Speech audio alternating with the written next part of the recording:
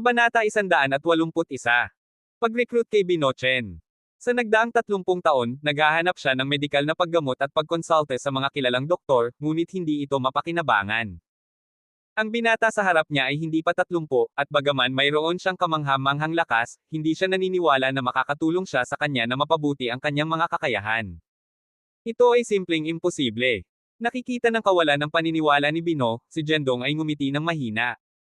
Hindi niya alam kung ito ay isang normal na reaksyon para sa lahat. Sa sandaling ito, sa mga lugar ng pagkasira ng site ng konstruksyon, si Jendong ay tumayo sa tabi ni Bino kasama ang kanyang pagod na katawan. Ang kanyang tingin ay malinaw bilang isang lawa na nagniningning ng isang walang uliran na kumpiyansa.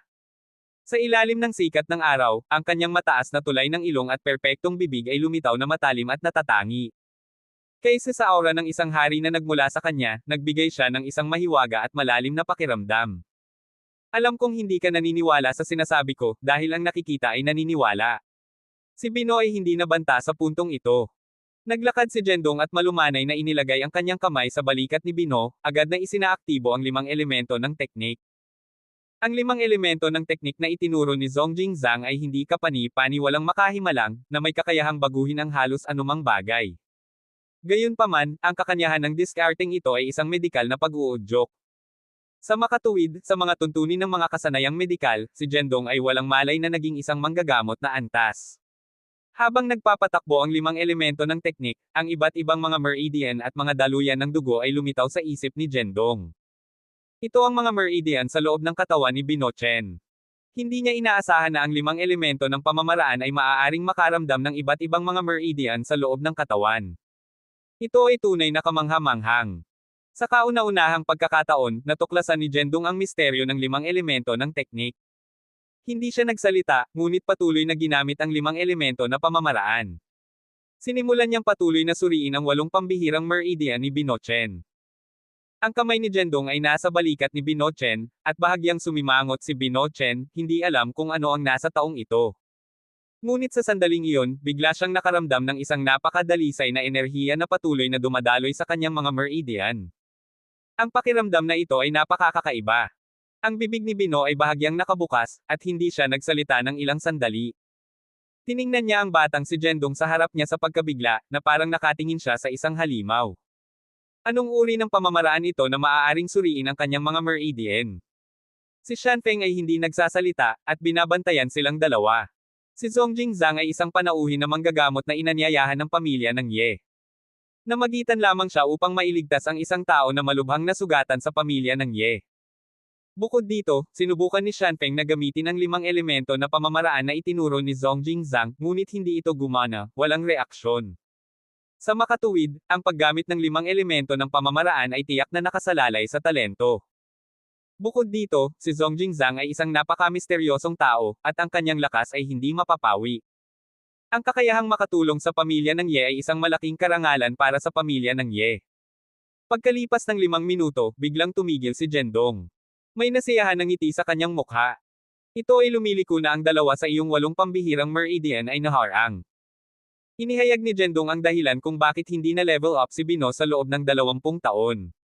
Ano? Meridian blockage. Matapos marinig ito, biglang nagulat si Bino. Tiningnan niya ang binata sa harap niya na may hindi kapani-pani walang ekspresyon. Oo, 2 meridian ang naharang, na ang dahilan kung bakit hindi ka maaaring mag-advance sa iyong paglilinang. Ang dahilan kung bakit hindi maaaring mag-advance si Bino sa kanyang paglilinang ay dahil ang 2 mahahalagang meridian sa kanyang katawan ay naharang. Ang 8 pambihirang meridian ay mahalaga para sa paglilinang ng martial arts, at kung sila ay naharang, ang isa ay hindi maaaring linangin. Ayon sa haka-haka ni Jendong, ang 8 pambihirang meridian ni Bino ay dapat na hindi na-block dati. Nang maglaon sa ilang hindi kilalang dahilan, sila ay naharang, na ang dahilan kung bakit ang kanyang lakas ay hindi napabuti. Matapos marinig ang dahilan, ang kilay ni Bino ay halos baluktot sa isang buhol. Nagsimula siyang malito at hindi alam kung ang sinabi ng taong ito ay totoo o hindi totoo. Talaga. Mayroon pa siyang ilang mga pagdududa sa kanyang puso. Siyempre totoo. Hanggat sinusundan mo ako, tutulungan kita na i-unblock ang 2 meridian na ito. Si Jendong ay ngumiti ng bahagya at gumawa ng isang kamangha-manghang pahayag. Si Bino ay naging mas nakakagulat. Ang pagtulong sa iba ay i-block ang mga meridian. Nangangailangan ito ng isang mahusay na kakayahan. Ang mga ito ay martial artist, ngunit ang pagtulong sa iba na ay unblock ang mga meridian ay hindi isang bagay na maaaring gawin ng mga ordinaryong tao. Ang taong ito ay dapat magkaroon ng advanced na mga kasanayan sa martial arts at maging bihasa sa gamot. Ang nasabing martial artist ay talagang mahirap hanapin sa mundo. Narinig ni Bino bago na mayroong lubos na bihasang mga dalubhasang medikal na nakatago sa malalim na mga bundok na makakatulong sa mga tao na may block ang kanilang mga meridian at pagbutihin ang kanilang lakas. Gayunpaman, ito ay naririnig lamang, at walang nakakita sa kanila.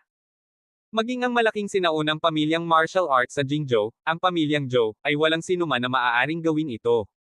Sa isip ni Bino, mayroon pa ring kawalan ng paniniwala.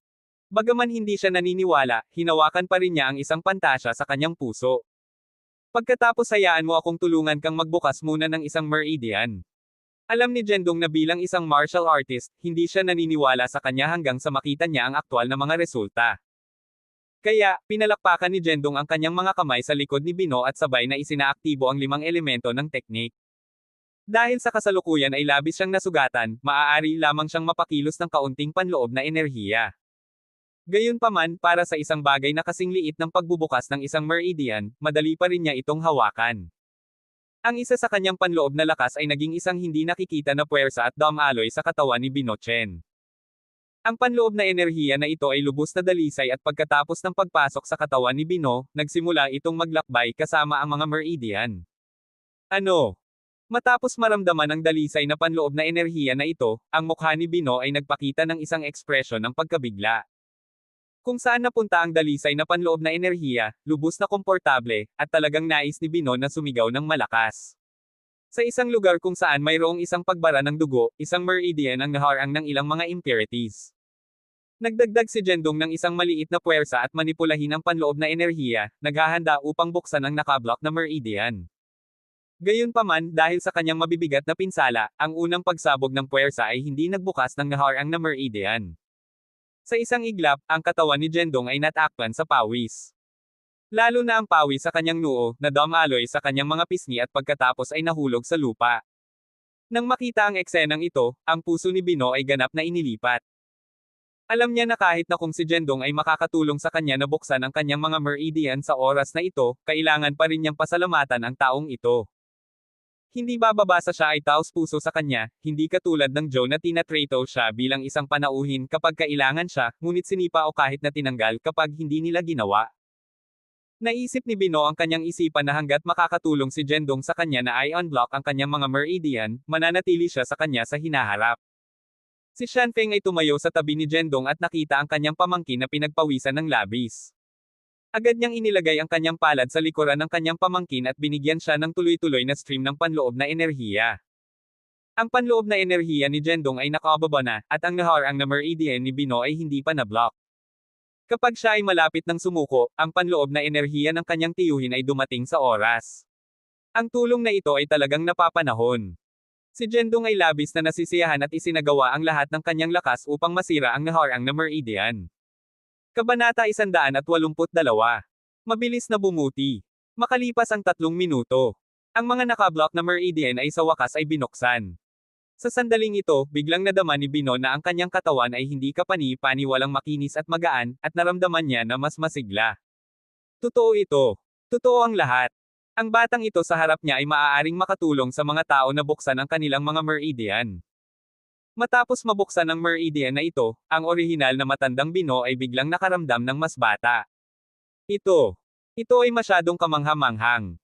Ilang sandali, namangha si Bino kay Jendong. Maaari mo talagang tulungan ang mga tao na buksan ang kanilang mga meridian. Ang kanyang tinig ay nanginginig, at ang kanyang mga mata ay puno ng pag-asa para sa buhay. Ang ganitong uri ng pag-asa para sa kaligtasan ay napakalakas. Hindi niya napabuti ang kanyang lakas sa loob ng 30 taon. Ngayon na natagpuan niya ang dahilan, si Bino ay hindi handang mamatay tulad nito. Mula ngayon, ako, si Bino Chen, opisyal na sumali sa puwersa kay Brother Ye. Si Bino ay gumawa ng bow kay Jendong na may malaking pagsisikap. Hahaha, huwag maging magalang, lahat tayo ay pamilya. Ngayon na ikaw ay malubhang nasugatan, tutulungan kita na ayusin pagkatapos gumaling ang aking pinsala. Bubuksan ko ang iyong huling naharang na meridian kapag bumalik ako mula sa Jingzhou sa oras na ito. Nang makita si Bino na na-recruit, si Jendong ay napakasaya din. Sino si Bino Chen? Siya ay isang dalubhasa sa antas ng Master. Sa Nanzhou City, maraming mga eksperto sa yugto ng pagbabagong anyo, at ang mga dalubhasang Master level na eksperto ay bihirang. Ang mga eksperto sa antas ng Master ay talaga mula sa Jingzhou. Sa makatuwid, ang mga eksperto sa Master level ay mga top level na eksperto sa Nanzhou City. Si Jendong ay may sariling plano. Hanggat si Bino na ito ay sapat na matapat, tutulungan niya siyang masira sa susunod na antas. Ang tanging layunin niya sa paggawa nito ay upang lihim na protektahan ang pamilya ng kanyang kasintahan. Sa isang dalubhasang antas ng Master upang maprotektahan ang mga ito, si Jendong ay maaaring makipagsapalaran sa Jingzhou ng walang pag-aalala. Sa puntong ito, binuksan na ni Bino ang 7 sa kanyang 8 pambihirang meridian, at hindi malayo sa pagbubukas ng huli. Sa loob lamang ng 5 maikling minuto, matagumpay na na-unblock ni Jendong ang isa sa kanyang mga meridian. Bagaman isa lamang ito, ang kanyang kakayahan ay tunay na nadama. Si Bino ay kumbinsido at kusang ipinangako ang kanyang katapatan kay Jendong. Salamat, kapatid na Ye. Huwag banggitin ito. Lahat tayo ay pamilya. Tayo na. Hindi ito isang lugar upang manatili ng matagal. Bumalik na tayo. Matapos si Jendong, dahan-daang tumungo siya sa pansamantalang base ni Uncle Shanfeng. Sinundan siya ni Bino. Nang makita ang eksenang ito, nasiyahan si Shanfeng. Kilala niya si Bino Chen. Bagaman palagi siyang naglilingkod sa pamilyang Zhou, mabuting tao pa rin siya. Marami siyang nagawa na masasamang bagay para sa pamilyang Zhou, ngunit lahat sila ng negosyo ng pamilya ng Zhou, hindi ang kanyang kasalanan. Bukod dito, ang taong ito ay kilala sa kanyang katapatan, kaya walang problema sa kanyang katapatan. Siya ay medyo humanga sa kanyang pamangkin. Sa isang maikling panahon, siya ay talagang nanalo sa isang dalubhasa sa antas ng Master. Hindi ito isang ordinaryong pusa o aso sa panahon ng pagpipino ng Qi.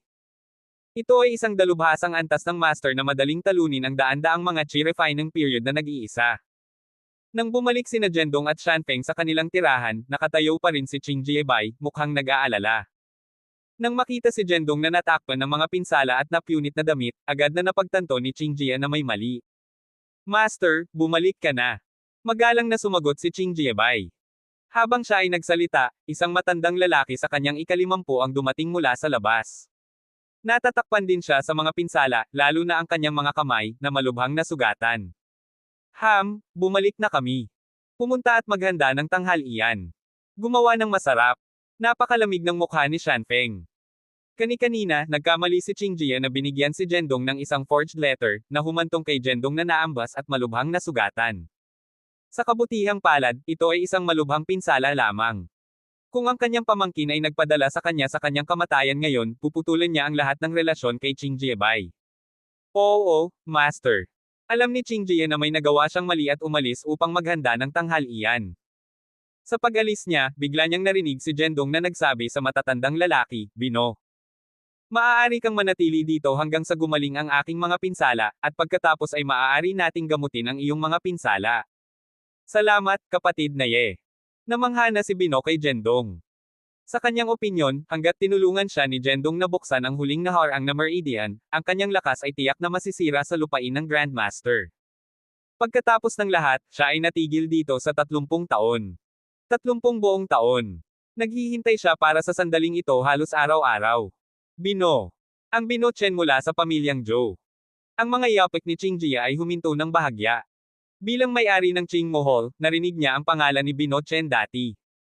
Siya ang representante na tagapamahala ng pangkat ng tagapag-alaga ng pamilya ng Zhou, na namamahala sa 10 kalahating hakbang na rurok na maliit na nagawa ng mga eksperto. At ang kanyang sariling lakas ay nasa antas din ng isang Grandmaster. Bakit makakasama ang kanyang kinakapatid na ama at si Jendong sa mga tao ng pamilyang Zhou? Si Qing Jiebai ay napaka-nakakagulat sa kanyang puso. Gayunpaman, wala siyang sinabi at naglakad na lang sa labas ng silid.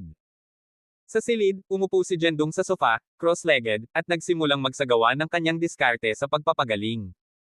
Ang kanyang mga pinsala ay nagpapagaling sa isang nakikitang bilis sa hubad na mata. Ano? Napakabilis nito. Nakikita ng eksenang ito, ang mga mata ni Bino ay tumitig, at halos hindi siya makapaniwala sa kanyang mga mata. Halos nagulat siya sa sorpresa. Ikaw, Old Chen? Maaari mo bang ihinto ang sobrang pag-ulat sa lahat ng oras? Si Shanfeng ay tumingin kay Bino na medyo walang pagsasalita. Nakalimutan niya na ilang araw na ang nakalilipas, nagulat din siya ng ganito. Paumanhin, naramdaman ko lang na medyo mahiwaga. Anong uri ng diskarte sa pagpapagaling ito? Napakaganda nito. Waxing art. Si Shanfeng ay hindi nagtago ng anuman at direktang sinabi ang pangalan ng pamamaraang ito. Ngunit wala tayong talento para dito. Kahit na alam natin ang mantra, hindi natin makontrol ang diskarteng ito. Si Shanfeng ay nagsasabi ng totoo. Sinubukan din niyang isagawa ang waxing art, ngunit natagpuan na ang epekto ay hindi maganda. Wala siyang kakayahang maunawaan ang lahat ng mga bagay sa mundo. Nang marinig ito, tumanggo ng bahagya si Bino. Ang talento ng lahat ay naiiba. Ang ilang mga pamamaraan na hindi mo maaaring malaman sa iyong buhay, habang ang iba ay maaaring maunawaan ito sa loob lamang ng 2 segundo. Ito ay likas, at ang inggit ay walang silbi. Pagkalipas ng 2 oras, si Jendong ay nag-inat ng tamad at dahan-daang tumayo. Matapos ang matinding labanan, nadama niya na ang kanyang mga meridian ay naging mas matatag at ang kanyang lakas ay napabuti ng malaki. Tila ang praktikal na labanan ay talagang ang pinakamahusay na paraan upang mapahusay ang paglilinang ng isang tao. Kaya mabilis na gumaling. Nakikita ng eksenang ito, si Bino ay ganap na nababagabag. Sa kanyang opinyon, ang kanilang mga pinsala ay napakatindi kaya aabutin ng hindi bababa sa 1 buwan para sa kanila na pagalingin, kung maswerte sila. Ngunit hindi niya inaasahan na si Jendong, na malubhang nasugatan, ay lilito na ngayon sa harap niya na puno ng sigla. Paano ito posible? Kabanata 183. Pumunta ka sa pamilyang Shen upang magtrabaho bilang isang tagalinis. Ang mga mata ni Bino ay halo-halong may isang pag-aalinlangan. Siyempre, gaano katagal sa palagay mo aabutin kung hindi man? Si Jendong ay nag-iikot muli, ang kanyang gwapo na mukha ay nagpapalabas ng isang hindi maihahambing na kumpiyansa. Kasabay nito, mayroong isang hindi nakikita na aura na nagmula sa kanya, isang malakas na enerhiya na maaaring malinaw na maramdaman. Ang aura na ito ay mas malakas kaysa sa dati, nakakaiba. Si Bino ay sumimangot ng bahagya, nahihirapan itong paniwalaan na ang lahat ng ito ay totoo. Sa kanilang buhay at kamatayan na labanan, si Jendong ay talagang malakas, ngunit wala siyang napakalakas na aura tulad ng ginawa niya ngayon. Nangangahulugan ito ng isang bagay, pagkatapos ng kanilang labanan, ang lakas ng taong ito ay talagang tumaas. At ito ay tumaas ng malaki. Nadama ni Bino ang isang pakiramdam ng pagkatalo sa kanyang puso. Ngayon lamang niya napagtanto kung ano ang totoong henyo at pambihirang talento. Mayroong palaging mga tao na mas mahusay kaysa sa iyo. Sa pamilyang Zhou, maraming mga kabataan na nagsasabing mga henyo. Kinain nila ang iba't ibang mga mapagkukunan na ibinigay ng pamilyang Zhou at mabilis na na-upgrade. Ngunit kumpara kay Jendong sa harap niya, wala sila. Ang bilis ni Jendong ng pagpapabuti ng kanyang lakas ay hindi naririnig. Okay, itigil ang titig. Hayaan mo akong pagalingin muli ang iyong mga pinsala. Matapos gumaling ang iyong mga pinsala, tulungan akong protektahan ang ilang mga tao ng lihim. Si Jendong ay hindi gagawa ng isang pagkawala ng pakikitungo, kaya direktang sinabi niya ang kanyang kahilingan. Hayaan akong protektahan ang mga tao ng pamilyang Shen. Si Bino ay nakakagulat. Siya ay isang dalubhasa sa antas ng master, at hiniling na protektahan ang isang maliit na grupo ng mga tao. Hindi ba ito pag-aaksaya ng kanyang mga talento? O ang mga taong pinoprotektahan niya ay napakahalaga? Well, tanging ang pamilyang Shen ang aking pag-aalala, at sa iyo lamang na protektahan ang mga ito maaari kong matiyak, sabi ni Jendong pagkatapos ng pag-iisip. Matapos mong makumplito ang gawaing ito ng proteksyon, hindi lamang ako tutulong sa iyo na i-unblock ang isa pang naharang na meridian, ngunit tutulungan din kita na maabot ang pinnacle ng antas ng master. Ang pinnacle ng master level. Nang marinig ang pangako ni Jendong, kapwa nagulat at nasisiyahan si Bino Chen. Sa sandaling ito, wala siyang pag-aalinlangan. Ang taong ito sa harap nila ay tiyak na isang bihirang at napakalaking binata. Oo. Kung nagsusumikap ka, maaari ka ring maging isang baguhan na likas na master. Sabi ni Jendong, na hindi pinapansin ang espiritu ng pakikipaglaban ni Bino Chen. Ipinangako ko sa iyo, kapatid na Ye, na protektahan ko ang mga tao ng pamilyang Shen at matiyak na walang sinumang nakakasama sa kanila sa bahagya. Bulalas ni Bino, na puno ng tuwa. Nasiyahan sa katiyakan ni Bino Chen, pinaupo siya ni Jendong habang nakaupo siya sa likuran niya, gamit ang 5 elemento ng teknik upang pagalingin siya. Bago pa man yumapekto si Bino Chen, nakaramdam siya ng isang napakadalisay na puwersa na sumabog sa kanyang katawan mula sa likuran. Matapos ang lakas na ito ay pumasok sa kanyang katawan, nagpatuloy itong ayusin ang kanyang nasira na mga meridian at kalamnan. Lalo na ang kanyang nasugatan na braso ay nagpapagaling sa isang nakikitang bilis, na ikinagulat ni Bino Chen at Shanfeng Ye na nakatayo sa tabi niya. Hindi na maintindihan ni Shanfeng ang kanyang pamangkin. Dahil binigyan siya ni Zhong Jingzhang ng 5 elemento ng pamamaraan, si Zhendong ay tila sumailalim sa isang muling pagsilang. Hindi lamang ang kanyang lakas na skyrocket, ngunit pinagkadalubhasaan din niya ang 5 elemento na pamamaraan ng perpekto. Ang nakikitang rate ng paglago ay nakakatakot. Kung siya ay naging isang kaaway, magiging isang sakuna. Si Shanfeng Ye ay napuno ng damdamin. Ang kanyang kuya ay iniwan siya magpakailanman, ngunit ang kanyang anak ay buhay pa rin at puno ng talento. Ito ang pinakamahusay na ginhawa para sa kanya. Ito ang regalong ibinigay ng kanyang kuya sa pamilya ng Ye. Hindi sinasadya, napuno ng luha ang mga mata ni Shanfeng. Ang kanyang pamangkin ay katulad ng kanyang nakatatandang kapatid, at ang bawat galaw na ginawa niya ay puno ng sigla. Ito ay nagpapaalala sa kanya ng tulong ng kanyang kuya noong nakaraan, at ang luha ay damaloy sa kanyang mga pisngi. Pagkalipas ng 3 oras, dahan-daang binuksan ni Bino ang kanyang mga mata at tiningnan ang kanyang dating baluktot at deformed na mga kamay, pakiramdam na malalim na gumalaw.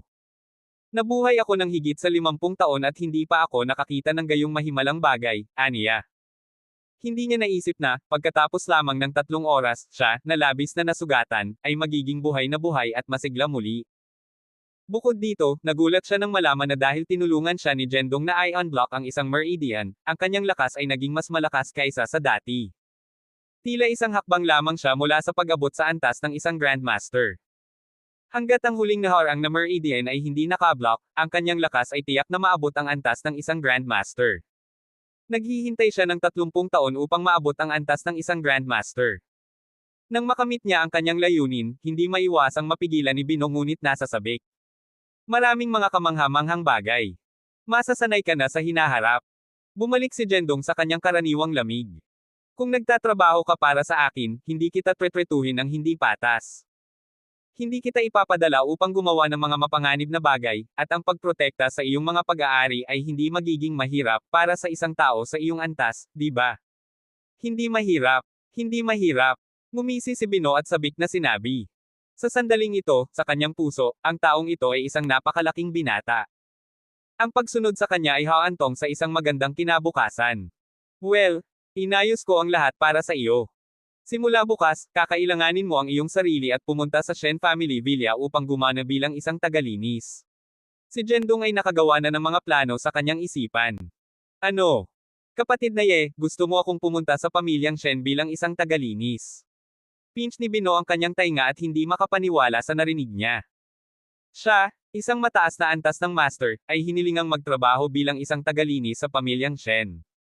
Ito ay labis na basura. Oo, pupunta ka sa pamilyang Shen upang maglinis ng isang buwan, at dapat akong bumalik pagkatapos, misteryoso si Zhendong. Huwag maliitin ang trabahong ito ng paglilinis.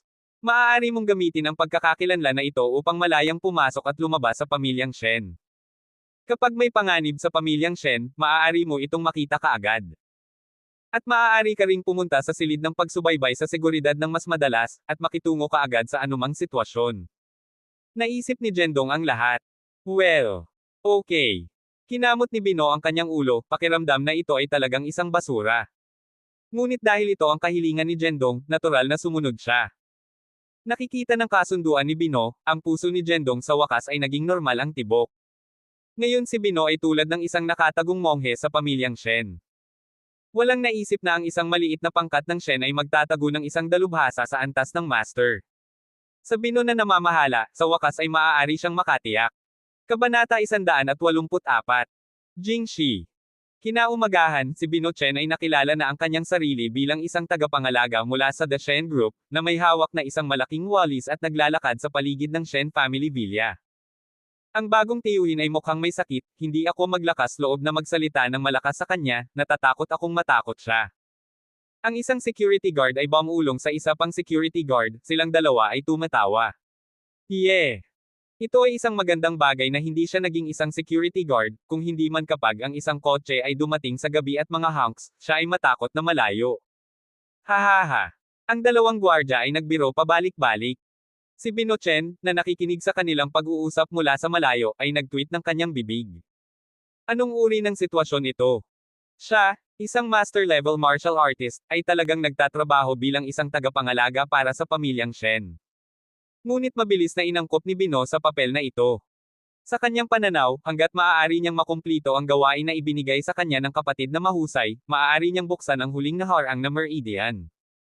Pagkatapos nito, siya ay magiging isang master-level martial artist. Sa pag-iisip nito, ang puso ni Bino Chen ay agad na naging mas masaya. Isang buwan lamang ang pagiging isang tagapangalaga. Ito ay walang malaking pakikitungo. Hanggat maaari niyang mapagbuti ang kanyang lakas, naghihintay siya hindi lamang isang buwan, ngunit isang taon. Si Bino Chen, na naghihintay ng 30 taon ng walang anumang pagpapabuti sa kanyang lakas, ay tiwala pa rin sa gawain sa buwang ito. Bago siya dumating, na-memorize na niya ang pangunahing mga miyembro ng pamilyang Shen. Ngayon, ang dapat niyang gawin ay ang pamilyar sa kapaligiran ng Shen family villa at mabilis na isama sa pangkat na ito. Matapos maglakbay sa paligid ng Shen family villa, dumiretso si Bino Chen sa security room. Bata, may mainit na tubig. Kumuha siya ng isang tasa at naghanda upang punan ito ng tubig. Oo, hayaan mo akong tulungan ka, Ginoo. Kinuha ng batang security guard ang tasa at nagpunta upang kumuha ng tubig. Ang isa pang security guard ay nagchok at sinabing, "Sir, matanda ka na, at gumagawa ka pa rin ng paglilinis ng trabaho. Magkano ang gagawin mo sa isang buwan?" Si Bino Chen ay nakilala bilang isang tao sa kanyang mga ika-60 taon, at tumingin siya ng napaka-weather sa ibabaw.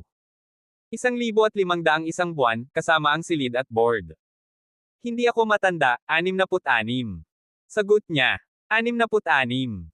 Sir, huwag kang gumana ng husto. Panahon na upang magretiro. Ang batang security guard ay may isang mahusay na pagkatao. Habang tumatanda ang mga tao, nakakakuha sila ng higit na hindi mapakali at nais na maglakad-lakad. Ang trabahong ito ay nababagay sa akin ng perpekto, mabait na sinabi ni Bino Chen. Eto, Ginoo, ang tubig. Ang iba pang batang security guard ay bumalik na may mainit na tubig. Habang umiinom siya ng tubig, napanood ni Bino Chen ang malaking screen sa silid ng pagsubaybay. Ang Shen family villa ay napakalaki, na may higit sa 10 mga villa, ngunit ang pangunahing lugar ng aktibidad ay matatagpuan malapit sa pasukan. Noon lang, isang napakagandang babae ang lumitaw sa monitor, naglalakad mula sa labas ng gate. Siya ay may mahabang buhok at isang matangkad na figure, nakasuot ng isang kulay rosas na casual na sangkap na naging hitsura niya na isang engkanto na bumaba sa lupa. Hindi na kailangang sabihin ito ay si Qing Shenshen, ang babaeng hiniling ni Zhendong sa kanya na protektahan. Sa sandaling ito, isang gwapong lalaki ang sumusunod kay Qing Shenshen mula sa likuran. Hindi siya pinansin ni Qing Shen at ng kanyang mga kaibigan, na parang sinusubukang iling siya. Sino ang lalaking ito? Tanong ni Bino Chen, pag-inom ng tubig at pagturo sa bata at gwapong tao sa video ng pagsubaybay. Ibig mong sabihin. His name is Jing Shi. He seems to be the young master of the Shi family from Jingzhou. He has been relentlessly pursuing Miss Shen recently, the security guard explained. Oh! Sagot ni Bino Chen bago matapos ang kanyang tubig at iniwan ang security room na may walis sa kamay. Agad niyang naiulat ang sitwasyon kay Zhendong sa pamamagitan ng kanyang Bluetooth earphone. Kapatid na Ye, mayroong isang bagong pag-unlad. Si Qing Shenshen ay may isang suitor na nagngangalang Jing Shi, na nagpeste sa kanya ng 3 araw ngayon. Sa puntong ito, isinasagawa ni Zhendong ang kanyang martial arts.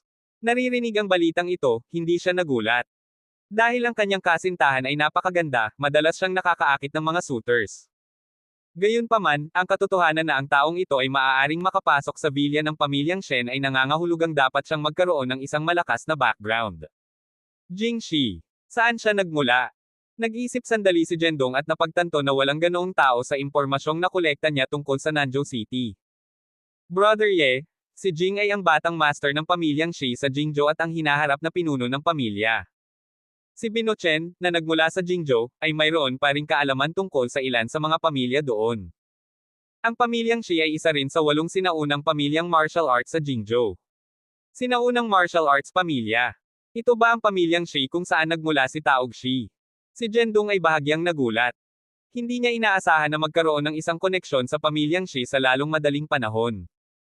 Oo, ito ang pamilya ng Shi. Si Taog Shi ang pangalawang batang master, at si Jing Shi ang panganay na batang master. Sabi ni Bino Chen. Hindi ko inaasahan na makatagpo ka ng isang malaking gawain sa iyong unang araw ng trabaho. Paano ito? Tulungan mo akong makitungo sa kanya at itaboy siya. May problema ba? Si Jendong ay halos sinabi ng may ngiti. Siyempre hindi. Siya ay isang mabalahibo na maliit na tao sa yugto ng pagpino ng chi. Maaari ko siyang turuan ng isang aralin nang hindi niya ito napagtanto.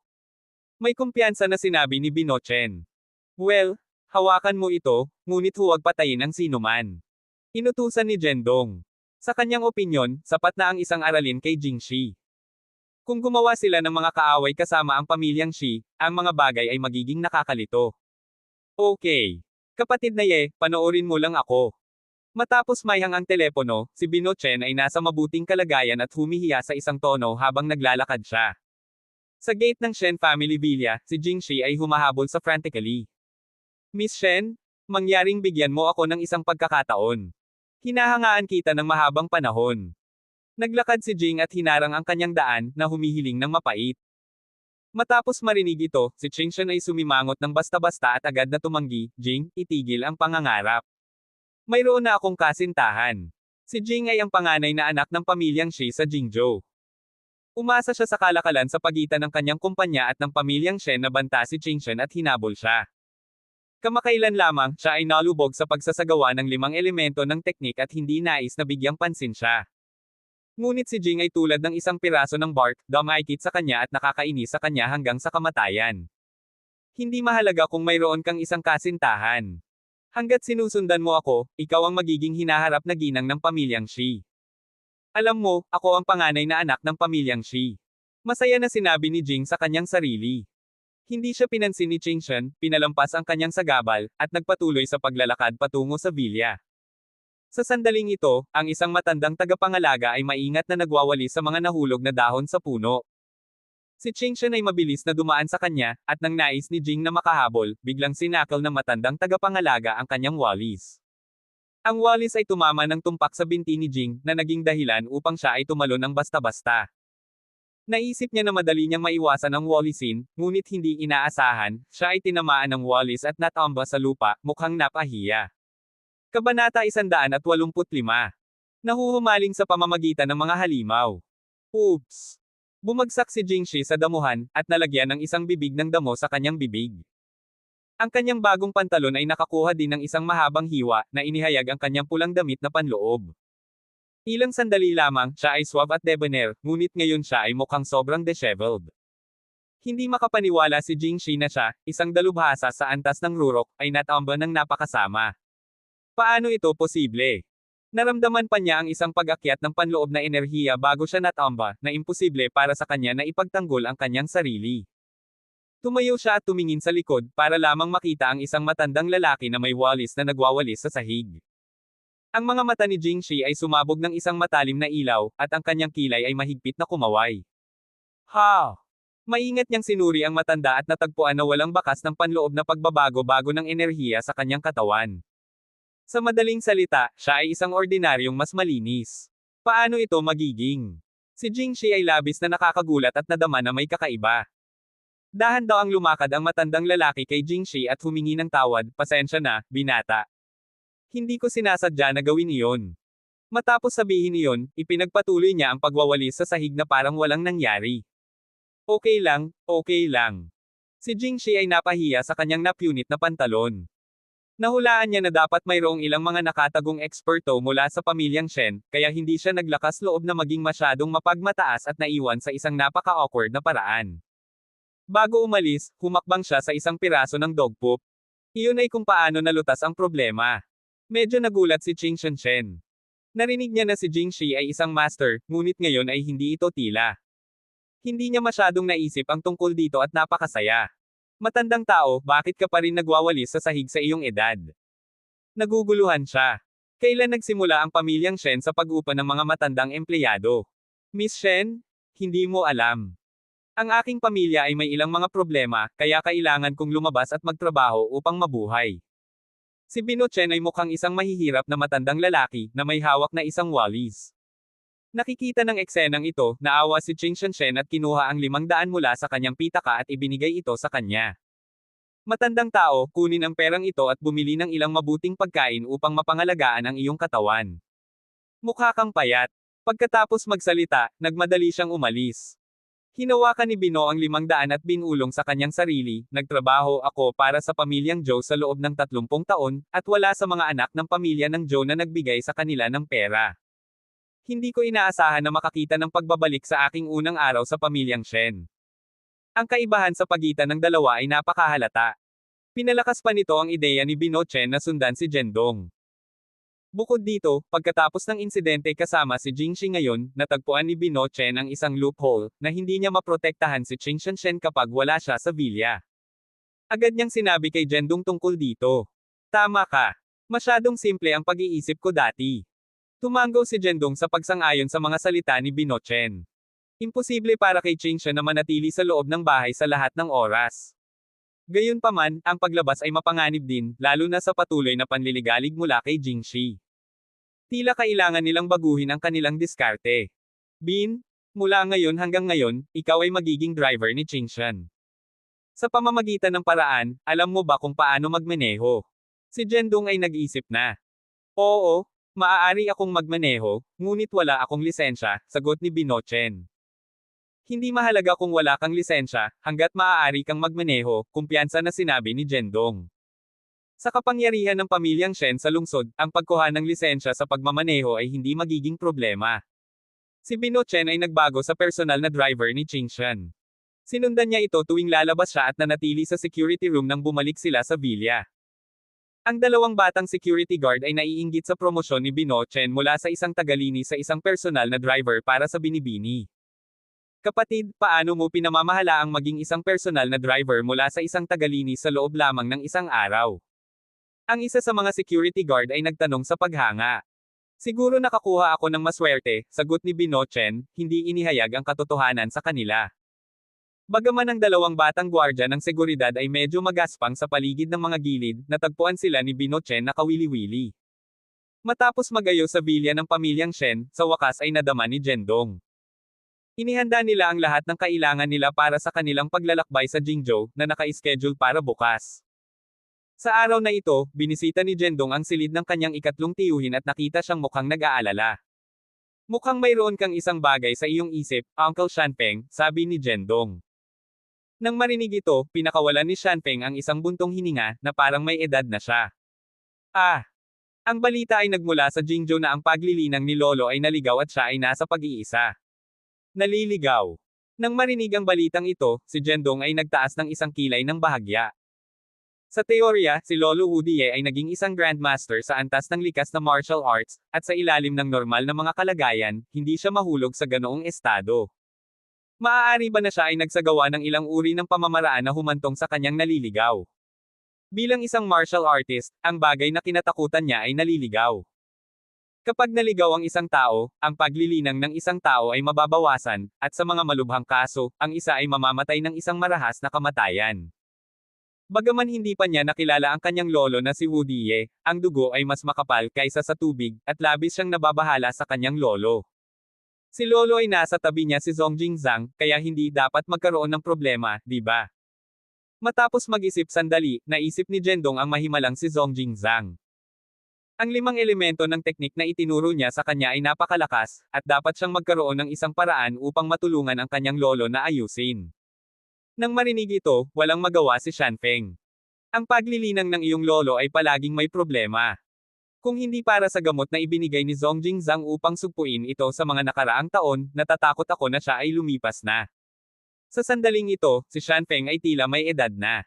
Kung hindi ito makatagpo kay Zongjing Zhang, ang kanyang ama ay matagal nang namatay. In-update ni Jendong ang kamakailang sitwasyon ng kanyang lolo na si Wu Die. Ano? Kahit na si Zongjing Zhang ay hindi maaaring ganap na pagalingin siya. Ang ekspresyon ni Jendong ay naging seryoso, at nakaramdam siya ng isang pag-aalala sa kanyang puso. Sa kanyang isip, si Zongjing Zhang ay isang napakalakas na dalubhasang medikal. Kung kahit na maaari lamang niyang sugpuin ang problema, kung gayon ang mga bagay ay marahil mahirap. Siya ay naging bihasa lamang sa paggamit ng 5 elemento na pamamaraan, at marami pa ring mga bagay na hindi niya maintindihan. Kumpara kay Zongjing Zhang, matagal pa rin siyang pumunta. Oo, matapos na maabot ng iyong lolo ang antas ng isang grandmaster, nagsimula siyang magkaroon ng mga problema. Si Zongjing Zhang ay tumulong upang sugpuin ito, nadama din ni Shanpeng, at bukod sa pag-aalala, wala nang ibang magagawa. Ito ay halos ika-80 kaarawan ng iyong lolo.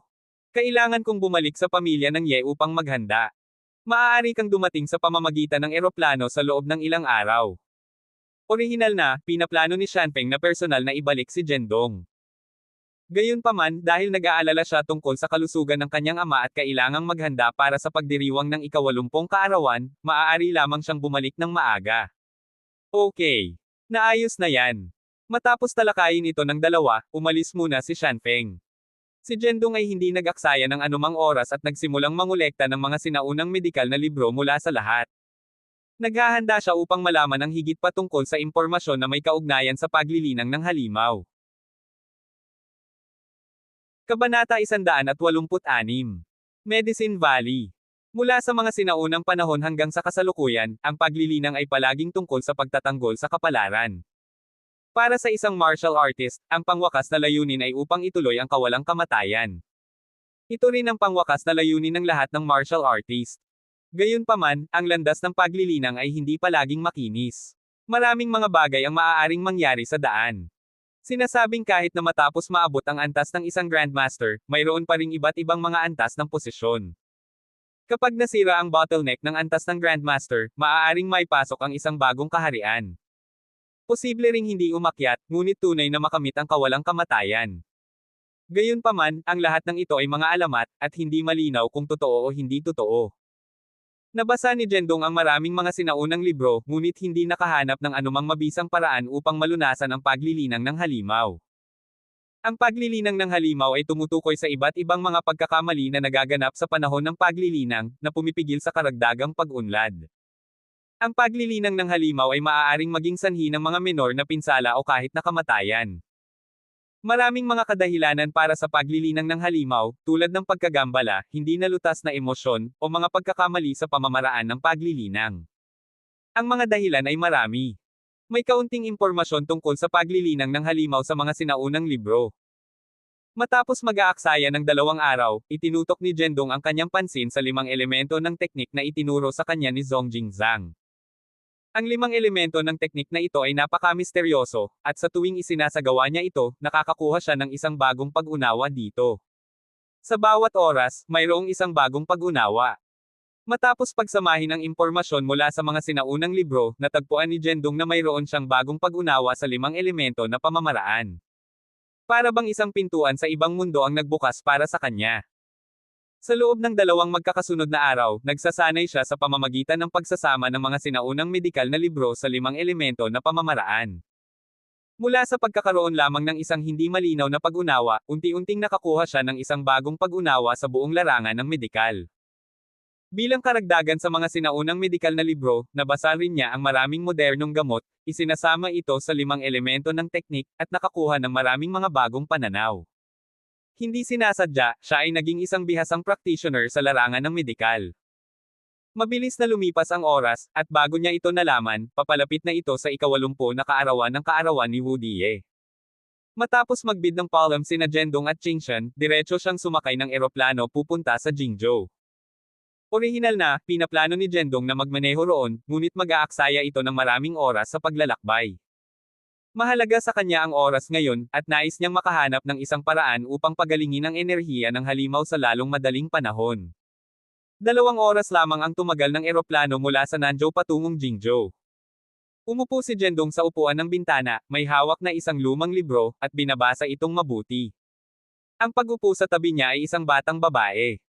Siya ay nasa paligid ng 24 o 25 taong gulang, na may nakamamanghang hitsura at katanji tanging tono ng balat, siguradong isang sobrang kagandahan. Bukod dito, mayroong isang natatanging kagandahan tungkol sa kanya na mahirap ilarawan, ngunit isang sulyap lamang ang nagparamdam sa mga tao. Sa kabila ng mataas na pag-iisip ni Zhendong, mabilis siyang sumulyap at pagkatapos ay nakatuon sa kanyang libro. Ang pag-upo sa tabi niya ay isang tao sa kanyang 30s. Ang lalaki ay nagsuot ng salamin at pinag-uusapan ang babaeng katabi niya. Hello, maganda. Ako si Yung Gangwo, ang pinuno ng kagawaran ng emergency sa Jingzhou Central Hospital. Ipinakilala ni Yung Gangwo ang kanyang sarili ng may malaking kumpiyansa. Ano ang kaugnayan nito sa akin? Ang babae ay sumimangot ng bahagya, na hindi nagpapakita ng interes sa pagsulong ni Yung Gangwo. Sa malawak na dagat ng mga tao, maaari tayong magkita sa isang eroplano. Ang kapalaran na iyon. Patuloy na ipinagmamalaki ni Yung Gangwo, ngunit malinaw na ang malamig na tono ng batang babae na hindi siya interesado. Hayaan mong sabihin ko sa iyo, ako ang pinuno ng kagawaran ng emerhensya, at walang pasyente na hindi ko mai-save sa aming ospital. Si Yung Gangwo ay nagpatuloy sa pag-agaw ng kanyang sariling kahalagahan. Samantala, si Jendong ay nakatuon sa pag-aaral ng mga sinaunang medikal na libro at nangangailangan ng kapayapaan at tahimik. Ang patuloy na pagmamalaki ni Yung Gangwo ay nagsisimula na makarating sa mga nerve ni Jendong. Siya ay isang tanga upang patuloy na subukan upang manalo sa babae na malinaw na hindi interesado. Tulad ni Jendong ay hilingin sa kanya na maging tahimik, ang isa pang lalaki sa kanyang 30s ay lumakad mula sa likurang upuan. Ang taong ito ay may malalim na mga mata at isang tiwala ng ngiti sa kanyang mga labi. Ngunit mayroon ding isang pahiwatig ng puot na nagmula sa kanya. Ang puot sa hangin ay ang uri na ang isang tao lamang ang pumatay bago ang magkaroon. Ito ay isang martial artist. Tila hindi mababa ang kanyang lakas. Hoy! Ano ang naruroon tungkol sa pagiging pinuno ng isang kagawaran ng emerhensya sa isang rundown na ospital? Bumalik sa likuran at umupo. Agad na nagsalita ang lalaki at hinayla si Yung Gangwo, kinaladkad siya sa likuran. Pagkatapos, umupo ang lalaki sa tabi ng babae. Kagandahan, ipakilala ang iyong sarili. Ako si Jing Shi mula sa pamilyang Shi. Nice to meet you. Ipinakilala ng lalaki ang kanyang sarili at nagsimulang makipag-chat sa babae. Jing Shi. Jing Shi mula sa pamilyang Shi. Sa una, si Jendong ay hindi nagmamalasakit sa kanilang pag-uusap. Gayunpaman, ang pangalang Jing Shi ay nagpik ng kanyang interes. Ayon sa impormasyong ibinigay ni Binochen, si Jing Shi mula sa pamilyang Shi ay minsan ay hinabol si Ching Shen ng walang tigil. Kung hindi ito para sa proteksyon ni Binochen, maaaring bumagsak para sa kanya si Ching Shen. Gaano siya manggahas na hawakan ang kanyang babae? Nais ni Jendong na magturo sa kanya ng isang aralin, ngunit hindi ito ang tamang oras upang gawin ito sa eroplano. Naisip niya ito at nagpa siya na bitawan ito. Dumating siya sa Jingzhou sa oras na ito upang ipagdiwang ang kaarawan ng kanyang lolo at ayaw na magdulot ng anumang problema. Si Jing Shi ay talagang napakagwapo at mabagsik, at sa kabila ng 30 taong gulang, hindi siya nagmumukha wala. Ang babae ay sumulyap lamang kay Jing Shi at agad na lumingon. Pasensya na, hindi ako interesado sa iyo. Ang tinig ng babae ay napakakaaya-aya sa tainga, tulad ng isang makalangit na tinig. Sa una, inilaan lamang ni Jing Shi na hampasin ang isang pag-uusap, ngunit nang marinig ang tinig na ito, agad niyang binago ang kanyang isip. Ang babaeng ito ay ganap na nabihag sa kanya, at napagpasyahan niya na dapat siya. Ano ang dapat kong itawag, maganda? Ang babae ay ngumiti ng bahagya at sinabi ng direkta, ako ang medikal na walang kamatayan ng Jingzhou Medical Valley. Matapos marinig ito, agad na nawala ang ngiti ni Jing Shi, at agad niyang pinalayo ang kanyang sarili sa babae. Ikaw ang medikal na walang kamatayan ng lambak ng medikal. Ang mga salita ni Jing Shi ay nanginginig na parang nakakita siya ng halimaw. Orihinal na, nabigo siyang suyuan si Ching Shen sa Nanzhou City, at nais niyang hampasin ang isang pag-uusap na may napakagandang babae sa eroplano. Sa hindi inaasahan, ang magandang babaeng ito ay naging medikal na walang kamatayan ng lambak ng medikal. Nang makita si Jing Shi na natakot, naging interesado si Jendong. Kung kahit na ang batang master ng pamilyang Shi ay natakot tulad nito, nangangahulugan ito na ang medikal na walang kamatayan ng medikal na lambak ay tiyak na isang matigas na karakter. Si Yung Gangwo, na nakaupo sa likurang upuan, ay narinig ito at tumakbo, lumuhad sa lupa at paulit-ulit na humihiling, kaya't lumiliko na ikaw ay medikal na walang kamatayan sa lambak na medikal. Ang mapagpakumbaba na ito ay hindi alam na ikaw ay isang walang kamatayan at hindi nakilala ang Mount Tai. Mangyaring patawarin ako, walang kamatayan. Kabanata 187. Nakita ang isang taong namamatay ngunit tumanggi na tumulong. Ang ekspresyon ng medikal na engkanto ay nagyayelo at hindi man lang siya sumulyap sa kanya. Ang kanyang tinig ay malamig tulad ng sinabi niya, hindi ba ikaw ang pinuno ng kagawaran ng emergency sa Central Hospital? Sa ganitong pambihirang mga kasanayang medikal, kailangan mo bang maging magalang sa akin? Napakalamig ng medikal na engkanto kaya nakakatakot ito. Matapos marinig ang kanyang mga salita, si Yung Gangwo ay agad na nagkautaw ng 2 beses at humingi ng awa, mangyaring huwag sabihin na, medikal na engkanto. Ang aking mga kasanayan sa medikal ay tulad ng paglalaro ng bata sa harap mo, hindi nagkakahalaga ng pagbanggit. Sa puntong ito, nawala si Yung Gangwo sa lahat ng kanyang dating momentum at natakot sa kanyang mga wits. Hindi lamang si Yung Gangwo, ngunit si Jingshi ay tumagal din ng ilang mga hakbang at yumuko, hindi lamang ako sa harap ng medikal na engkanto, kundi pati na rin sa harap ng totoong medikal na engkanto. Mangyaring patawarin mo ako. Pagkatapos magsalita, si Jingshi ay hindi naglakas loob na umalis at tumayo sa tabi. Hindi niya kayang masaktan ang medikal na engkanto sa harap niya. Tumigil ka sa pag-abala sa akin, umalis kayo. Matapos ang medikal na engkanto, direktang inutusan niya silang umalis. Okay. Aalis na ako ngayon. Natakot si Yung Gangwo kaya gamulong siya sa lupa at sumuko pa sa kanyang upuan, tumatakbo upang umupo kasama ang flight attendant. Si Jingshi ay nakaupo din ng masunurin sa likurang hilera, na hindi matapang na huminga ng labis, na parang siya ay natakot ng masama. Nakita ni Jendong ang eksenang ito at ang kanyang bibig ay gamulo ng bahagya. Hindi niya inaasahan na ang sobrang kagandahan sa tabi niya ay isang matigas na karakter. Hindi pa niya naririnig ang pangalang Medical Valley dati. Dahil sa pagkahumaling ng kanyang lolo, kamakailan lamang ay binibigyang pansin niya ang lahat ng anyo ng sining. Mayroon bang anumang paraan upang pagalingin ang kabaliwan ng lolo sa medikal na lambak na ito? Ang paghusga mula sa paggalang na ipinakita ng batang master na si Jingshi hanggang sa medikal na engkanto, ang lambak na medikal na ito ay dapat na napakalakas. Si Jendong ay interesado sa medikal na lambak.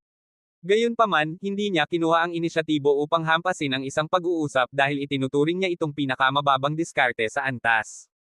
Tiningnan niya ang sinaunang aklat na medikal at naisip ang isang solusyon sa kanyang isip. Noon lang, sumabog ang chaos sa likuran niya. Sino ang isang doktor? Ang isang matandang lalaki ay nanghihina. Ang isang miyembro ng crew ay tumatakbo sa paligid ng eroplano sa isang gulat. Ang eroplano ay lumilipad ng isang oras, at mayroon lamang mga pangunahing mga supply ng first aid na nakasakay, ngunit walang mga propesyonal na doktor. Dalawang miyembro ng crew ang nagsagawa ng isang walang malay na matandang ginang mula sa first class cabin.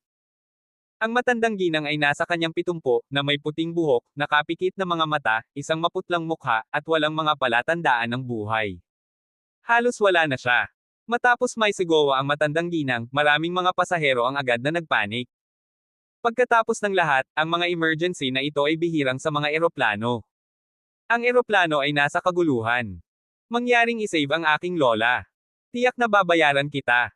Ang 10 taong gulang na apo ng matandang ginang ay sumigaw sa pagkabalisa. Si Yung Gangwo, bilang direktor ng kagawaran ng emerhensya, ay agad na sumugod. Matapos maingat na suriin ang katawan ng matandang ginang, malumanay niyang inalog ang kanyang ulo at sinabing, hindi, huli na. Siya ay nagtatrabaho sa kagawaran ng emergency sa loob ng 10 taon. Nakatagpo siya ng mga tao na tila walang sakit ngunit malapit ng mamatay halos araw-araw. Para sa ganitong uri ng sakit, hindi makontrol ito ng Jingzhou Central Hospital. Karamihan, maaari lamang silang magbigay ng oxygen at ipadala ang pasyente sa ICU. Kahit na ipadala nila ang pasyente sa ICU, maaari lamang nitong maantala ang bilis ng kamatayan, at imposibleng isave ang pasyente. Matapos si Yung Gangwo, ang mga miyembro ng grupo ay umiling din sa kanilang mga ulo at nagbuntong hininga. Hindi nila nais na mangyari ang ganoong aksidente sa kanilang paglipad. Bukod dito, ang katotohanan na ang matandang ginang ay kayang umupo sa unang klase ay nagpapahiwatig na siya ay mayaman o makapangyarihan. Ito ay talagang isang trahedya na ang gayong bagay ay nangyari sa kanya sa edad na 70. Ang mga tao ay nalulungkot sa kanya. Matapos makita ang eksenang ito, tumayo si Jingshi kasama ang kanyang mga kamay sa likuran, na mukhang walang malasakit. Sa kanyang opinyon, nagkaroon ng kapanganakan, pag-iipon, sakit, at kamatayan araw-araw. Hindi ba ito normal? Ito ang batas ng kalikasan. Sa kanyang mga salita, naabot na lang nito ang katapusan ng buhay. Mangyaring isave ang aking lola. Ang maliit na batang lalaki ay sumigaw ng labis, nakakaramdam ng puso. Sa sandaling ito, biglang naalala ni Yung Gangwo na mayroong isang dalubhasang medikal mula sa The Medicine Valley sa flight na ito. Kaya't tinipon niya ang kanyang katapangan at sumigaw, ang medikal na engkanto ng Medicine Valley ay nasa flight na ito. Ang matandang ginang ay maaaring mai-save. Talaga. Sa puntong ito, ang maliit na batang lalaki ay wala pang pakialam sa iba pa. Kasunod ng patnubay ni Yung Gangwo, dumiretso siya sa panig ng medikal na engkanto. Sister, narinig ko na ikaw ay isang dalubhasang medikal. Mangyaring isave ang aking lola. Nakikiusap ako sa iyo. Ang maliit na batang lalaki ay hindi alam kung ano ang gamot bali o kung ang medikal na engkanto ay maaaring makatipid ng kanyang lola. Ngunit may kailangan siyang gawin. Humingi ng tawad ang maliit na batang lalaki.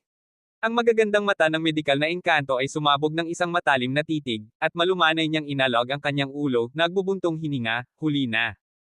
Umiling-iling ang medikal na engkanto at direktang tumanggi, walang punto sa pag-save ng kanyang buhay sa loob lamang ng isang araw.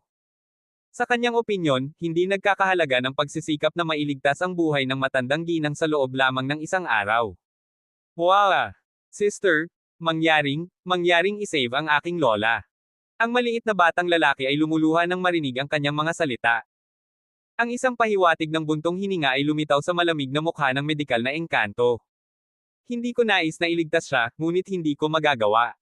Ang pag-save ng isang buhay para sa isa pang araw ay hindi katumbas ng halaga.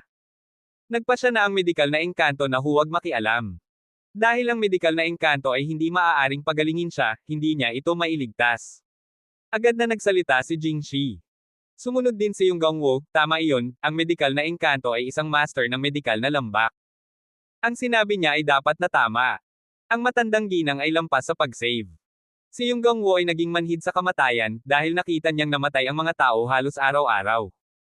Ang maliit na batang lalaki ay mukhang walang magawa at naging mas malungkot habang siya ay umiyak. Mangyaring isave ang aking lola. Kami ay mayaman. Bibigyan kita ng pera. Hanggat may save mo ang aking lola, bibigyan kita ng mas maraming pera hanggat gusto mo. Bumagsak ang maliit na batang lalaki habang nagsalita siya. Si Jingshi ay direktang sumimangot, walang tiyaga na nagsasabing, ano ang paggamit ng pera. Kapag ang iyong oras ay lumampas, ang pera ay walang silbi. Inisip ng lahat na ang matandang ginang ay lampas sa pag-save. Ang mga tripulante ay maaari lamang mag-fret at walang ideya kung ano ang gagawin.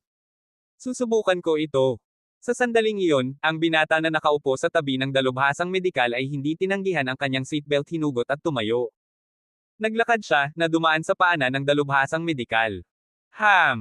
Sa puntong ito, ang isang pahiwatig ng pag-aalipusta ay sumabog sa mukha ng dalubhasang medikal. Sa kanyang mga mata, ang matandang ginang ay isang namamatay na tao. Kahit na ginamit mo ang pinakamahalagang materyales upang mailigtas siya, maantala lamang nito ang hindi maiiwasang mangyari. Ito ang unang pagkakataon na napansin ng dalubhasang medikal ang taong katabi niya. Siya ay isang napakagwapong tao, ngunit bukod sa kanyang mga hitsura, wala siyang ibang mga tampok na nakikilala. Siya ay isang ordinaryong tao lamang. Kabanata 188. Pag-save sa matandang ginang na may tulong medikal. Gusto mong subukan ito? Ikaw ba ay isang doktor? Sa sandaling ito, direktang hinarang siya ni Yung Gangwo sa harap niya. Nakikita ng napakaraming tao na hindi pinapansin ang namamatay na tao, si Jendong ay may malamig na ngiti sa kanyang mukha. Nang makita si Yung Gangwo na kumikilos tulad ng isang clown na humaharang sa kanyang paraan, nanginginig niya ang kanyang ulo. Hindi ako doktor. Kung hindi ka doktor, bakit ka nagdudulot ng problema? Si Yung Gangwo ay naging masigla. Napahiya na niya ang kanyang sarili sa harap ng engkanto ng gamot ngayon, kaya siya ay nasa masamang kalagayan. Ngayon ay may isang binata na nagmamadali ng labis na hanggal, kaya't natural na kailangan niyang maibulalas ang kanyang galit sa kanya. Ang Medicine Fairy ay isang master ng gamot sa Valley ng Medicine, at hindi siya maaaring magalit, kaya maaari lamang niyang maibulalas ang kanyang galit sa iba. Ang taong ito sa harap niya ay parang tanga. Naisip ba talaga niya na may save niya ang isang tao sa hitsura ng kanyang oso? Sa palagay mo ba ang pag-save ng isang tao ay gumagawa lamang ng artificial na paghinga at resuscitation ng puso? Si Yung Gangwo ay naging higit na nasa sabik habang nagsalita siya, hinaharangan si Jendong at hindi siya pinapayagan. Nakikita ng eksenang ito, si Jendong ay nag-urong ng basta-basta at sinabi ng walang kawalan, hindi ko sinabi na gagawa ako ng artificial na paghinga o cardiac resuscitation. Gusto ko lang pumunta at tingnan ang sitwasyon. Hindi ka isang doktor. Ano ang paggamit ng pagpunta doon at nagdulot ng problema? Kahit na ako, isang doktor ng kagawaran ng emergency, ay walang magagawa. Ano ang magagawa mo? Galit na galit si Yung Gangwo, na may mabangis na momentum. Sa gilid, sinabi rin ni Jingshi, kahit na may save mo siya, isang araw lamang siyang mabuhay. Huwag sumali sa saya. Sa mga mata ni Jingshi, ang batang ito ay talagang hindi alam ang kalawakan ng langit at lupa. Kahit na ang isang engkanto ay hindi may save ang tao, kaya ano ang ginagawa niya dito? Sa palagay mo ba ikaw ang sinaunang medikal na pamamaraan, maaari mong ibalik ang isang tao sa buhay? Sa mga mata ni Jingshi, si Jendong ay isang walang alam na tanga. Bagaman pinuri siya nina Yung Gangwo at Jingxi, wala nang sinabi ang engkanto ng gamot. Ngunit sa kanyang puso, wala rin siyang mataas na pag-asa para sa walang ingat na taong ito. Ang matandang ginang ay lampas sa pag-save, kaya hindi na kailangang magulo sa puntong ito. Uncle, maaari bang tingnan ng malaking kapatid na ito ang aking lola? Sa sandaling ito, ang maliit na batang lalaki ay dumating sa tagiliran ni Yung Gangwo na nagmamakaawa. 10 taong gulang lamang siya at hindi naintindihan ang maraming bagay. Ngunit alam niya na ang kanyang lola ay walang malay at kailangan ng isang tao na tretuhin siya. Ang mga taong ito ay hindi lamang tumanggi na tumulong, ngunit pinigilan din ang iba sa pag-save ng mga tao. Kaya sa sandaling ito, kailangan niyang tumayo. Nang marinig niya ang mga salita ng maliit na batang lalaki, sa wakas ay ngumiti si Jendong. Malumanay niyang pinched ang mukha ng batang lalaki at sinabi ng may ngiti, huwag kang mag-alala. Hanggat narito ako, ginagarantiyahan ko na ang iyong lola ay hindi mamamatay. Hindi mamamatay. Binigyang diin niya ang dalawang salitang ito ng labis at mabagal. Matapos marinig ito, ang maliit na batang lalaki ay nasa sabik. Dumiretso siya upang kunin ang kamay ni Jendong at itinulak ang malamig na dugo na si Yung Gangwo. Dumating siya sa kanyang walang malay na lola. Big brother, nasa iyo ang lahat. Ang mukha ng maliit na batang lalaki ay napuno ng isang tinukoy na ekspresyon. Ang kanyang luha ay nanatili sa kanyang mga mata at hindi gumuulong sa kanyang mga pisngi, na nagpakita kung gaano siya kalakas. Huwag kang mag-alala. Panoorin mo ako, maliit na kapatid. Si Jendong ay malalim na inilipat ng katapatan ng batang lalaki. Pagkatapos magsalita, hinawakan niya ang ulo ng batang lalaki gamit ang kanyang kamay, pagkatapos ay dahan-daang yumuko at inilagay ang kanyang kamay sa tibok ng matandang ginang. Nang makita ang eksenang ito, sumabog si Yung Gangwo. Hahaha. Kinukuha mo pa ba ang kanyang palso? Sa palagay mo ba ikaw ay isang master ng gamot mula sa medikal na lambak? Sa pananaw ni Yung Gangwo, marahil ay napanood ng taong ito ang maraming mga nobela at mga drama sa TV, na humantong sa eksenang ito. Napanood din ni Jingxi, nais na makita kung ano ang magagawa ng taong ito. Sino ang nagsabing kumukuha ako ng tibok niya? Sinulyapan ni Jendong si Yung Gangwo. Ang taong ito ay naghuhumindig tulad ng isang langaw, nakakainis talaga. Kung hindi mo kinukuha ang kanyang palso, ano ang ginagawa mo? Galit din si Yung Gangwo. Ang taong ito ay dapat na hanggang sa isang bagay. Ang mga mata ng engkanto ng gamot ay nag-aalinlangan sa ilang pagdududa. Ang kanyang mga kilay ay lumubog ng bahagya, at wala siyang ideya kung ano ang napunta sa taong ito.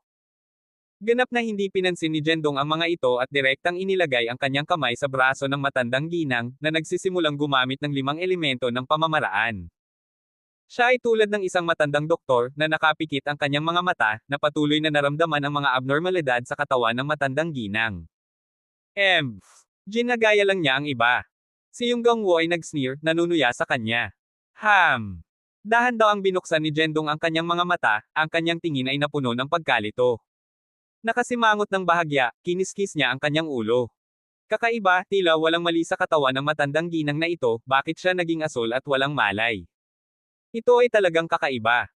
Matapos malaman ang 5 elemento ng pamamaraan, ang mga kasanayang medikal ni Jendong ay maaaring masabing napakalakas, lalo na sa aspeto ng mga pinsala sa pagpapagaling sa pamamagitan ng pagmamanipula ng enerhiya, na kamangha-mangha.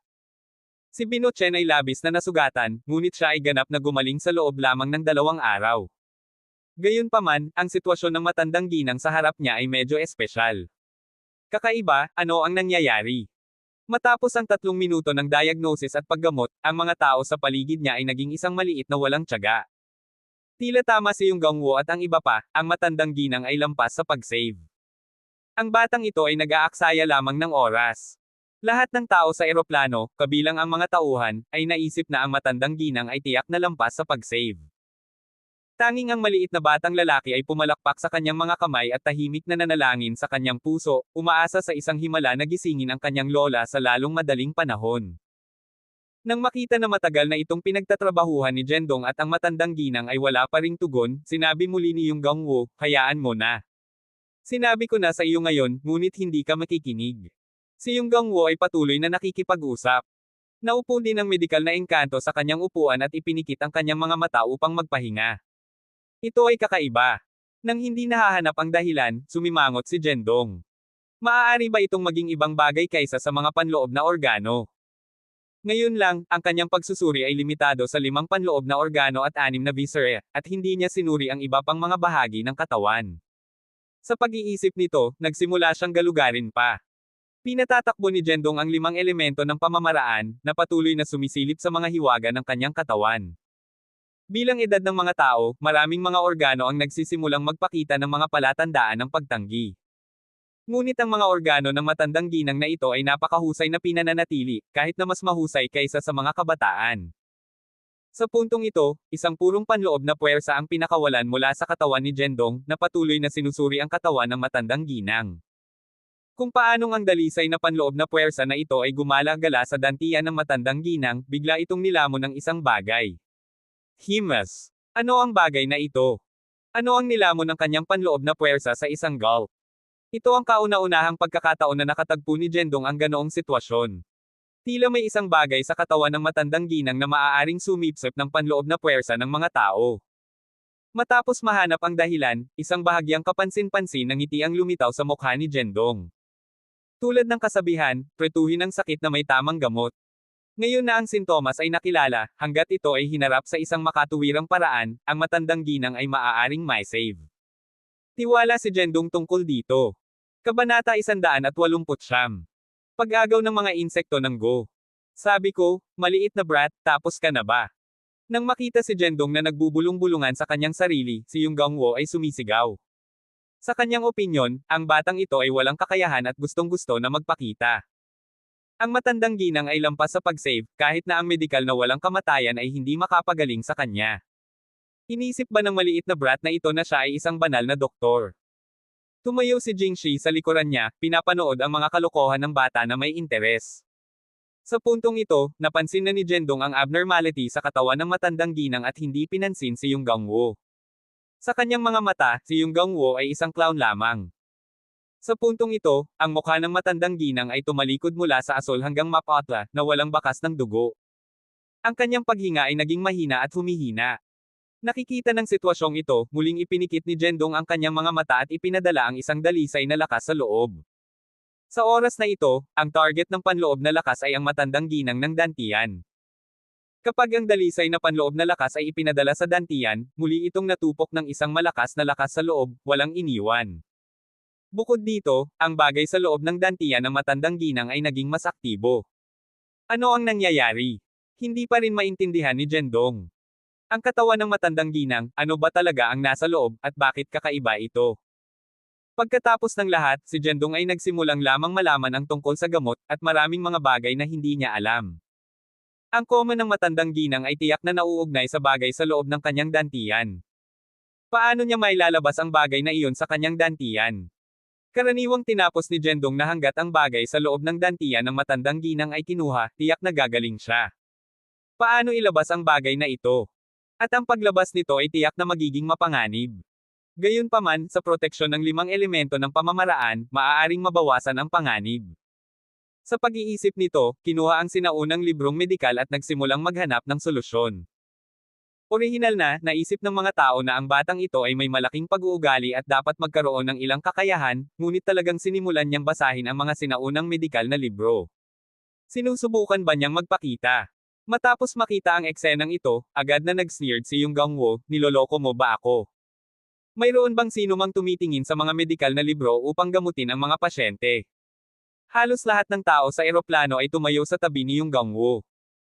Maging ang direktor ng kagawaran ng emergency ng Jingzhou Central Hospital ay hindi maaaring pagalingin siya, at sinabi ng medikal na engkanto na walang gamot upang pagalingin siya.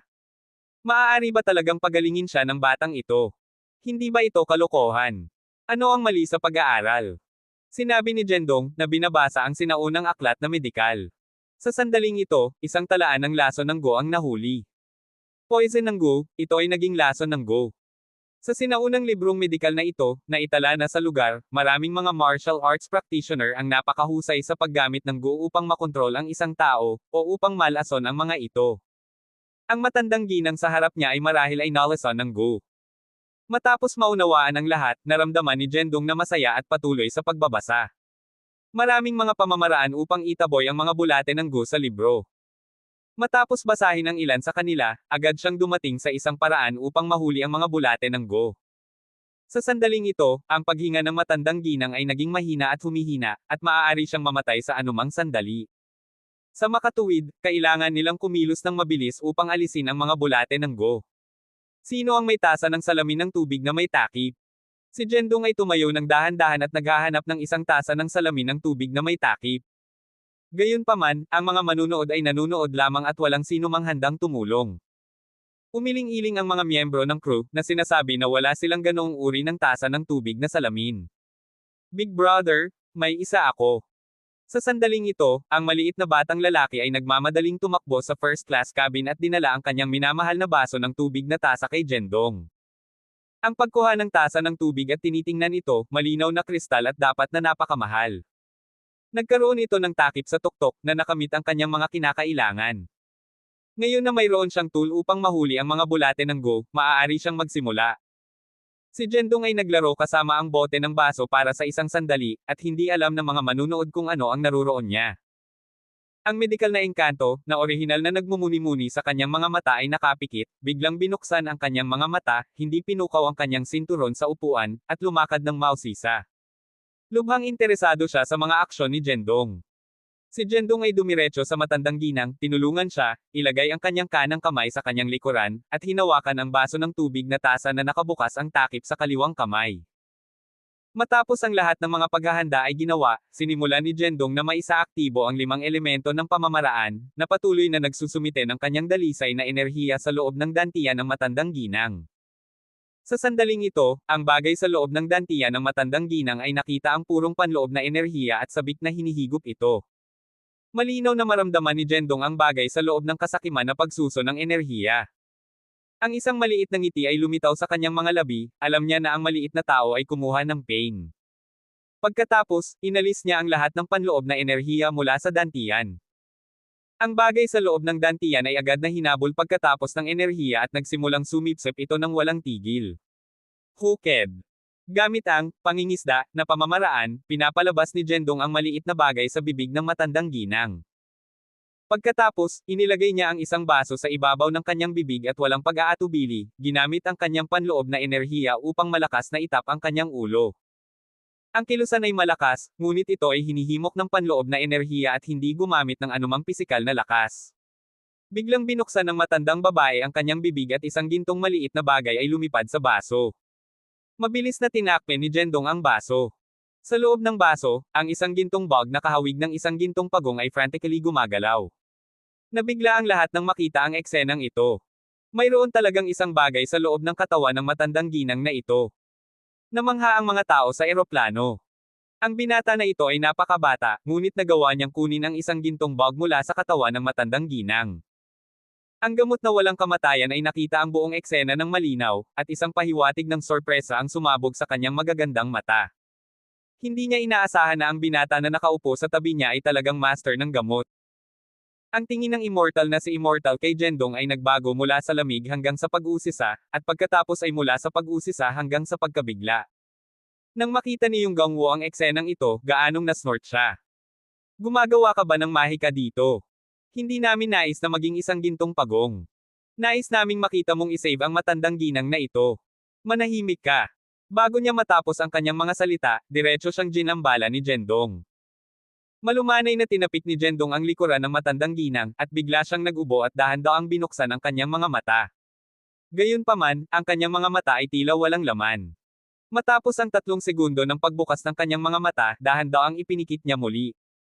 Matapos makita ang eksenang ito, agad na tumalon si Yung Gangwo at malakas na sumigaw, isang namamatay na tao na nabubuhay. Ito ay tiyak na isang namamatay na tao na nabubuhay. Ngumiti siya at naging maipagmamalaki ulit. Ito ay tulad ng pagsasagawa ng mahika, ngunit sa huli, lahat ito ay para sa wala. Sa kanyang palagay, paano may save ang isang matandang tao na nasave sa kabaong? Ito ay simpleng imposible. Kabanata 170. Hindi gaanong walang kabuluhan. Umiling-iling si Yung Gangwo at pinalo ang kanyang buntot, napakasaya sa loob. Inisip ni Jingshi na ang taong ito ay may ilang kakayahan, ngunit ito ay naging isang tagapalabas lamang ng kalye. Si Jingshi ay nag-sneer, isang pahiwatig ng pag-aalipusta sa kanyang mga mata.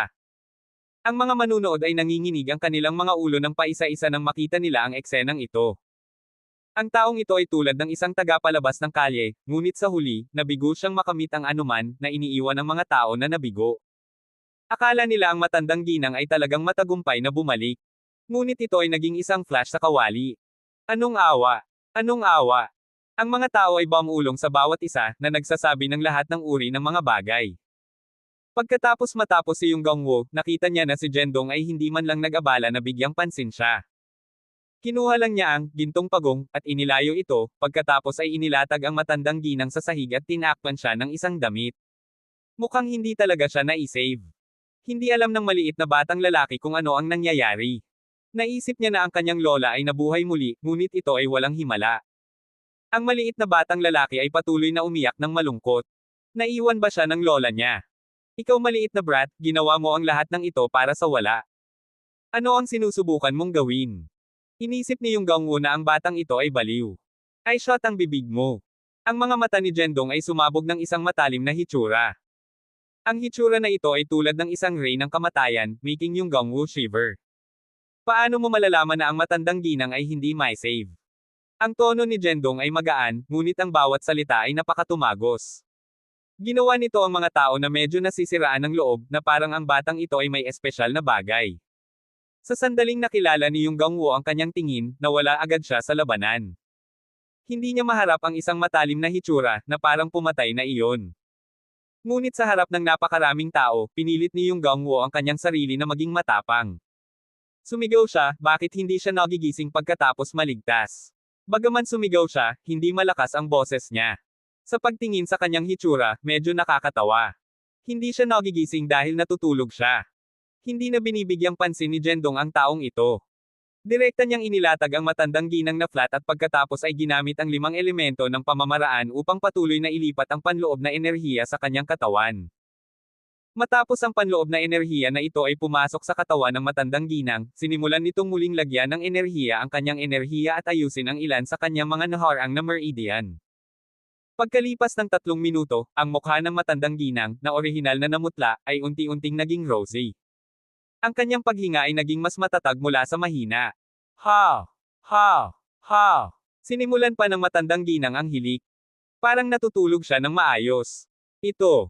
Nakikita ng eksenang ito, nagulat ang lahat. Oh my God! Nakakakita ba ako ng mga bagay? Ang matandang ginang na ito ay tila natutulog. Ang binata na ito ay talagang may ilang mga kasanayan. Hindi ko inaasahan na ang batang ito ay maging isang master. Ang mga saloobin ng mga tao sa eroplano na nanunood ay agad na nagbago. Ang batang ito ay hindi lamang niloloko. Mayroon ka talagang ilang mga kasanayan. Paano ito posible? Nang makita ang eksenang ito, si Yung Gangwo ay ganap na nababagabag. Tumayo siya roon nang buksan ang bibig niya, nasusunog ang kanyang mukha. Bilang pinuno ng kagawaran ng pang-emergency sa Jingzhou Central Hospital, hindi lamang siya nabigo na tumulong, ngunit pinananatiling nanunuya din ang binata para sa sanhi ng problema. Siya ay isang tanga. Ngayon, mula sa simula hanggang sa katapusan, siya ay isang kompletong tulala. Isang tumetalon na clown. Sa sandaling ito, ang estado ng pag-iisip ni Yung Gangwo ay sumailalim sa isang malaking pagbabago, at nagbago ang kanyang mga mata patungo kay Jendong. Sa pag-iisip tungkol sa kanyang mga salita ngayon, ang kanyang mukha ay naging pula, nais na makahanap siya ng isang butas upang mag-crawl. Ito ba talaga ang makahimalang? Nang makita ang eksenang ito, si Jingshi ay sumimangot ng bahagya. Alam niya na mayroong mga eksperto sa medikal sa mundo, tulad ng medikal na lambak, kung saan naninirahan ang maraming mga eksperto sa medikal, tulad ng medikal na engkanto sa likuran niya, na isang taong may malakas na kasanayan sa medikal at lason. Ang dahilan kung bakit siya natatakot sa medikal na engkanto ay natatakot siya na hindi kanya sinasadya na malason, na imposible para sa iyo na makita. Kaya nagkaroon ng eksena sa eroplano bago. Nagulat si Jingshi sa sandaling ito. Hindi niya inaasahan na bukod sa medikal na lambak, ang binata sa harap niya ay isang dalubhasang medikal din. Sa sandaling ito, si Jendong ay hindi nagmamalasakit sa mga reaksyon ng mga manunood. Tulad ng sinasabi, kung magsisimula ka ng isang bagay, dapat mong tapusin ito. Dahil gumawa siya ng aksyon upang mailigtas siya, dapat siyang responsibilidad hanggang sa wakas. Ang matandang ginang na ito ay nakaranas ng malubhang pinsala sa kanyang mga meridian sa ilang hindi kilalang dahilan, kaya una niyang inayos ang maraming mahahalagang meridian. Hindi pa huli ang pag-aayos ng natitira kapag may oras sa hinaharap. Pagkatapos ng lahat, maikli ang paglipad at halos nasa patutunguhan na nila sila. Big brother, okay lang ba ang lola ko? Ang maliit na batang lalaki ay tumigil sa pag-iyak nang makita niya ang kanyang lola na naghihilik.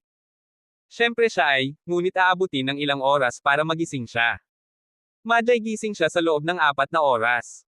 Marahil dahil matagal na siyang sinaktan ng mga parasito na ito, mahina ang kanyang katawan. Aabutin ng hindi bababa sa 2 oras para magising siya. Salamat, Big Brother. Talagang mabuting tao ka. Ano ang dapat kong itawag? Ang magalang at mahusay na edukado na maliit na batang lalaki ay kagustuhan. Sa pagtingin sa buhay na hitsura ng batang lalaki, si Jendong ay nadama sa kanya. Tinapik niya ang kanyang maliit na ulo at sinabing, ang pangalan ko ay Jendong Ye, isang hindi kilalang tao na hindi nagkakahalaga ng pagbanggit. Si Jendong ay walang balak na maghanap ng anumang gantimpala, nais lamang niyang gumawa ng mabubuting gawa. Matapos sabihin sa mga tripulante ng ilang mga salita, ibinigay niya ang baso sa maliit sa batang lalaki. Alagaan ng mabuti ang tasa na ito. Kapag magising ang iyong lola, ipakita ito sa kanya. Ito ang bagay na nagpapahirap sa kanya. Matapos magsalita, bumalik si Jendong sa kanyang upuan na parang walang nangyari, sa ilalim ng paghanga ng mga tao sa paligid niya. Ang medikal na engkanto na nakaupo sa tabi niya ay biglang nagsalita. Jendong Ye, ang ganda talaga ng pangalan. Mula sa pag-uusap sa maliit na batang lalaki ngayon, alam na ng medikal na engkanto ang kanyang pangalan. Si Jendong ay ngumiti ng bahagya, medyo nagulat na ang malamig at hindi magandang medikal na diyosa na ito ay kukuha ng inisyatibo upang makipag-usap sa isang tao. Salamat sa iyong papuri.